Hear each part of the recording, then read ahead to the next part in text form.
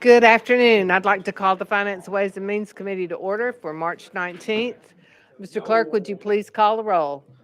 Representatives Barrett, Boyd, Camper, Cochran, Crawford, Faison, Freeman, Gant, Garrett, Hawk, Hicks of Hawkins, Hicks of Washington, Kiesling, Lamberth, Love, Lynn, McKenzie, Miller, Moon, Parkinson, Shaw, Sparks, Whitson, Williams, Zachary, Vice Chairman Baum, Chair Lady Hazelwood. Here. Madam Chair, you have a quorum. Thank you, Mr. Clerk. Do we have any personal orders or announcements before we get underway? All right, seeing none, we have a regular calendar today, and we will get right to it. The first item on our calendar, House Bill 2496 by Chairman Hurt. You have a motion and a second. Chairman Hurt, you're recognized. Thank you, Madam Chair and Committee. This bill is a result of a TASER study and it makes changes and additions to current law. Requires a grantee, regarding solar. Let me preface that. The TASER study regarding solar makes 5 changes. Requires a grantee under solar power facility to file a copy of an agreement. Requires TDEC's Office of Energy Programs to expand and maintain existing website. In 2023, part of the Lee administration package enacted legislation to encourage the redevelopment of brownfield sites. This bill makes it explicit that these developments may include a solar power facility.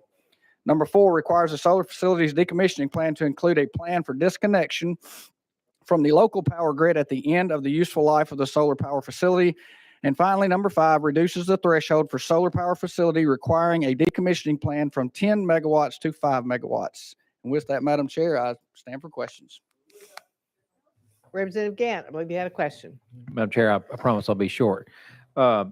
Can you explain the decommissioning process? Because Fayette County, as you know, we had several issues in Fayette County with these solar, I'm not sure why they call them farms, but these solar farms. And I worked with our engineer and the county planner, and we kind of went through that remediation language of how to determine who decommissions, who's responsible for paying for what in these decommissioning the process. So can you explain what's in this internally as far as how it includes the decommissioning of these solar panels and who's responsible for what, or does this even go into that? Chairman Hurt. Thank you, Madam Chair. I'm not sure it even goes into that depth. That's kind of an agreement and a plan between the facilities and the the landowner. But we know that unused panels kept unconnected to the grid can pose a threat to the energy security. So this just requires that a decommissioning plan be put in place and an agreement made between the company and the landowner. Okay. All right. Thank you, Madam Chair. Leader Lamberth. Thank you, Madam Chairman. And I just noticed that you have a very special guest with you today, and you did not recognize that individual. And I don't think we should go any further without at least a personal order from the sponsor of the bill. Chairman Hurt. Thank you, Madam Chair, and thank you, Leader. You saved me there. I kind of got too excited about presenting my solar bill. So, but members, I do have my lovely wife in the house today. Dawn Hurt. She's up here to spend the day with me, and she tells me every time, in my defense, she says, "Do not recognize me," but we're recognizing Dawn. But thank you for that, Leader. Welcome, Dawn. We have any additional questions for the sponsor? Seeing none, without objection, we are voting on House Bill 2496. All in favor, please signify by saying aye. Aye. Any opposed? The ayes have it. Chairman Hurt, your bill goes to calendar and rules. Thank you, Madam Chair and Committee. The next item on our agenda, House Bill 2264. We are rolling 1 week. And the next item number 3, is House Bill 2622. Representative Martin.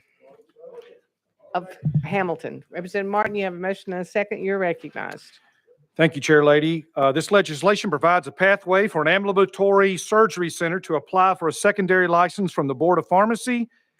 With this Board of Pharmacy license, the ambulatory surgery center will be eligible to apply for an institutional DEA license.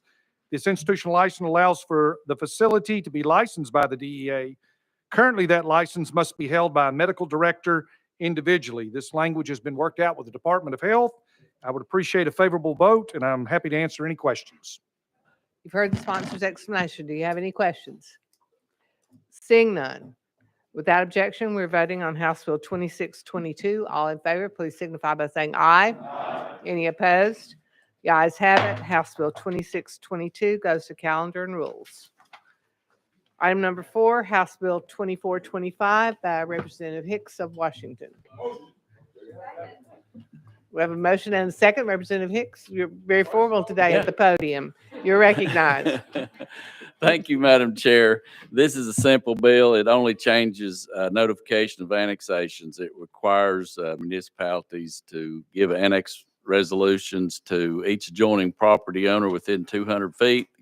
County mayor, county commissioner is included in the district, changes the notification days from 15 to 21, must put up a sign with date and location and time of the meeting. And that's really about all it does. I'll be happy to answer any questions. You've heard the sponsor's explanation. Are there questions? Leader Camper. Thank you, Madam Chair. Representative, this is a permissive bill. Are we mandating anything, or we just make it permissible that if they do it, they have to give these notices? Chairman Hicks. Thank you, Madam Chair. It is completely permissive. Thank you. Other questions for the sponsor? Seeing none, we are voting on House Bill 2425. All in favor, please signify by saying aye.